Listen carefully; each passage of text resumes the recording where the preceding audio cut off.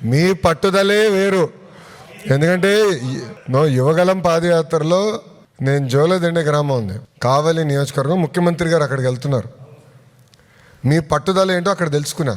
ఊరంతా ఒక మాట మీద నిలబడి లోకేష్ వస్తున్నాడు పాదయాత్రకి, రోడ్ అంతా శుభ్రం చేసి ముగ్గులేసి ఎవరు మళ్ళీ రోడ్డు మీద నడవకూడదని చెప్పారు. లోకేష్ ముందర నడిచిన తర్వాతే వాడంకల్లా మనం అందరూ వెళ్ళాలని చెప్పారు. నేను ఆశ్చర్యపోయా. ఎందుకంటే 3132 కిలోమీటర్లు నడిచా. కానీ ఆ రోజు వాళ్ళు చూపించిన ప్రేమ, అభిమానం నేను ఎన్నడూ మర్చిపోలేను. సో అందుకే మత్స్యకారుల గురించి ఎప్పుడు ఆలోచించినా, మీ సమస్యల గురించి ఎప్పుడు క్యాబినెట్ మీటింగ్లో చర్చకు వచ్చినా నాకు ఆ రోజు గుర్తొస్తుంది.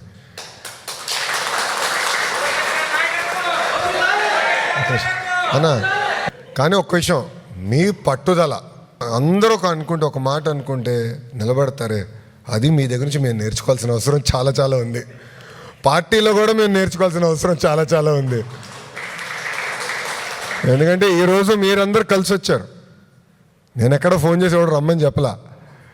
కానీ మిమ్మల్ని అందరూ చూసిన తర్వాత ఇంత దూరం వచ్చారు, ఎండల్లో ఈ వేడిలో ఉన్నారు, కొంచెం కలుద్దాం, కప్ కాఫీ టీ తాగిన తర్వాత వెళ్దాం అనే ఆలోచన నాకు అప్పుడు వచ్చింది. మీ అందరు తెలుసు, మత్స్యకారుల సేవలో కార్యక్రమం పోయిన సంవత్సరం చేసాం, ఈ సంవత్సరం చేస్తాం, రాబోయే సంవత్సరాలు కూడా చేస్తాం. దాంతో భాగంగా కూడా ఏంటంటే మన ప్రభుత్వ అధికారంలోకి వచ్చిన తర్వాత మన కొల్లన్నట్టుగా క్యాబినెట్లో ఉన్నారు. అన్నగారి నాయకత్వంలో అనేక కార్యక్రమాలు చేసుకుంటూ వస్తున్నాం. గత ప్రభుత్వం చేసిన తప్పులు కూడా సరిదిద్దుకుంటూ వస్తున్నాం. ప్రధానంగా ఏంటంటే పిల్లల్ని బాగా చదివిస్తున్నారు, పిల్లలకి మంచి ఉద్యోగాలు, ఉపాధి కల్పించాలి, ఆ లక్ష్యంతోనే మేము పనిచేస్తున్నాం.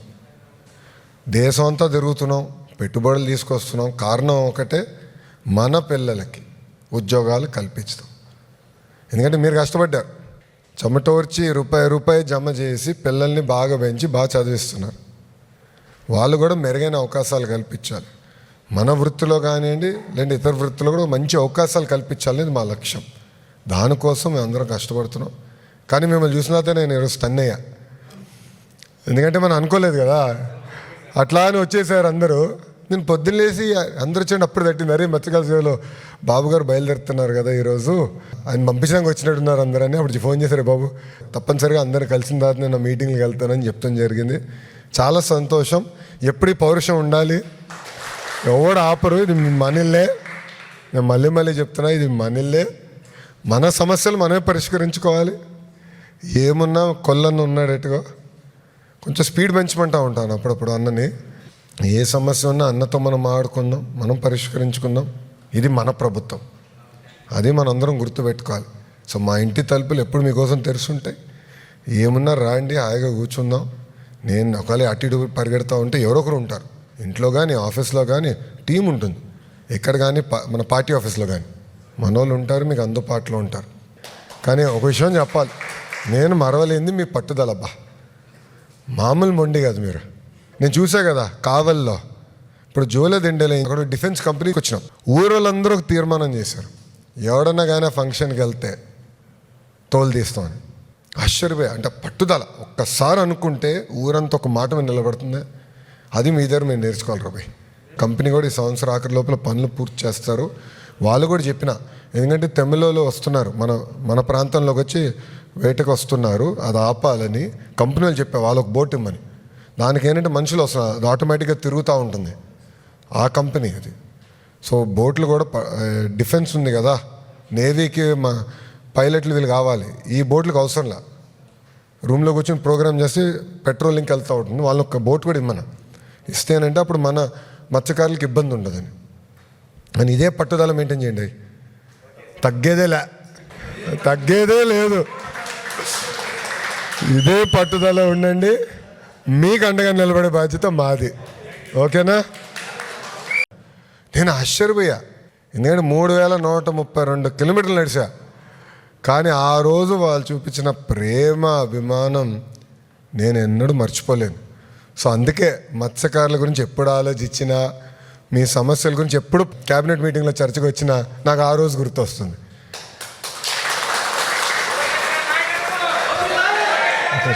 అన్నా, కానీ ఒక్క విషయం, మీ పట్టుదల అందరూ అనుకుంటే ఒక మాట అనుకుంటే నిలబడతారే, అది మీ దగ్గర నుంచి మేము నేర్చుకోవాల్సిన అవసరం చాలా చాలా ఉంది. పార్టీలో కూడా మేము నేర్చుకోవాల్సిన అవసరం చాలా చాలా ఉంది. ఎందుకంటే ఈరోజు మీరందరూ కలిసి వచ్చారు. నేను ఎక్కడ ఫోన్ చేసి ఎవడు రమ్మని చెప్పలా, కానీ మిమ్మల్ని అందరూ చూసిన తర్వాత అరే ఇంత దూరం వచ్చారు, ఎండల్లో ఈ వేడిలో ఉన్నారు, కొంచెం కలుద్దాం, కప్ కాఫీ టీ తాగిన తర్వాత వెళ్దాం అనే ఆలోచన నాకు అప్పుడు వచ్చింది. మీ అందరు తెలుసు మత్స్యకారుల సేవలో కార్యక్రమం పోయిన సంవత్సరం చేసాం, ఈ సంవత్సరం చేస్తాం, రాబోయే సంవత్సరాలు కూడా చేస్తాం. దాంతో భాగంగా కూడా ఏంటంటే మన ప్రభుత్వ అధికారంలోకి వచ్చిన తర్వాత మన కొల్లన్నట్టుగా క్యాబినెట్లో ఉన్నారు, అన్నగారి నాయకత్వంలో అనేక కార్యక్రమాలు చేసుకుంటూ వస్తున్నాం. గత ప్రభుత్వం చేసిన తప్పులు కూడా సరిదిద్దుకుంటూ వస్తున్నాం. ప్రధానంగా ఏంటంటే పిల్లల్ని బాగా చదివిస్తున్నారు, పిల్లలకి మంచి ఉద్యోగాలు ఉపాధి కల్పించాలి, ఆ లక్ష్యంతోనే మేము పనిచేస్తున్నాం. దేశం అంతా తిరుగుతున్నాం, పెట్టుబడులు తీసుకొస్తున్నాం. కారణం ఒకటే, మన పిల్లలకి ఉద్యోగాలు కల్పించడం. ఎందుకంటే మీరు కష్టపడ్డారు, చెమటోర్చి రూపాయి జమ చేసి పిల్లల్ని బాగా పెంచి బాగా చదివిస్తున్నారు. వాళ్ళు కూడా మెరుగైన అవకాశాలు కల్పించాలి. మన వృత్తిలో కానివ్వండి లేదంటే ఇతర వృత్తిలో కూడా మంచి అవకాశాలు కల్పించాలనేది మా లక్ష్యం.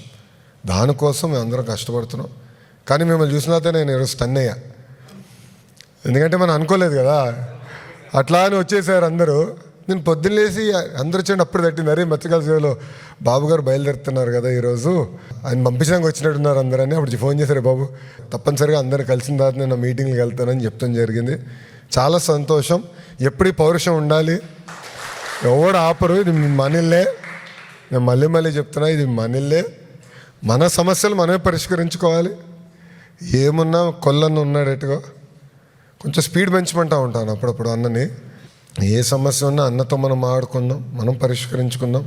ఇది మన ప్రభుత్వం, అది మనందరం గుర్తుపెట్టుకోవాలి. సో మా ఇంటి తలుపులు ఎప్పుడు మీకోసం తెరుచుంటాయి. ఏమున్నా రాండి, హాయిగా కూర్చుందాం. నేను ఒకవేళ అటు ఇటు పరిగెడతా ఉంటే ఎవరో ఒకరు ఉంటారు, ఇంట్లో కానీ ఆఫీస్లో కానీ టీం ఉంటుంది, ఎక్కడ కానీ మన పార్టీ ఆఫీస్లో కానీ మనోళ్ళు ఉంటారు, మీకు అందుబాటులో ఉంటారు. కానీ ఒక విషయం చెప్పాలి, నేను మరవలేంది మీ పట్టుదల. అబ్బా మామూలు మొండి కాదు మీరు. నేను చూసా కదా కావల్లో, ఇప్పుడు జోలెదిండేలో ఇక్కడ డిఫెన్స్ కంపెనీకి వచ్చినాం. ఊరోళ్ళందరూ ఒక తీర్మానం చేశారు, ఎవడన్నా కానీ ఫంక్షన్కి వెళ్తే తోలు తీస్తామని. ఆశ్చర్యపోయా. అంటే పట్టుదల ఒక్కసారి అనుకుంటే ఊరంతా ఒక మాట మీద నిలబడుతుంది. అది మీ దగ్గర మీరు నేర్చుకోవాలి రాబాయ్. కంపెనీ కూడా ఈ సంవత్సరం ఆఖరి లోపల పనులు పూర్తి చేస్తారు. వాళ్ళు కూడా చెప్పిన, ఎందుకంటే తమిళలో వస్తున్నారు, మన ప్రాంతంలోకి వచ్చి వేటకు వస్తున్నారు, అది ఆపాలని కంపెనీ వాళ్ళు చెప్పా, వాళ్ళకు బోట్ ఇమ్మని. దానికి ఏంటంటే మనుషులు వస్తున్నారు, అది ఆటోమేటిక్గా తిరుగుతూ ఉంటుంది, ఆ కంపెనీ అది. సో బోట్లు కూడా డిఫెన్స్ ఉంది కదా, నేవీకి మా పైలట్లు వీళ్ళు కావాలి, ఈ బోట్లకు అవసరంలా. రూమ్లో కూర్చొని ప్రోగ్రామ్ చేసి పెట్రోలింగ్కి వెళ్తూ ఉంటుంది, వాళ్ళు ఒక బోట్ కూడా ఇమ్మన ఇస్తేనంటే అప్పుడు మన మత్స్యకారులకు ఇబ్బంది ఉండదని. అని ఇదే పట్టుదల మెయింటైన్ చేయండి, తగ్గేదే లేదు. ఇదే పట్టుదల ఉండండి, మీకు అండగా నిలబడే బాధ్యత మాది. ఓకేనా?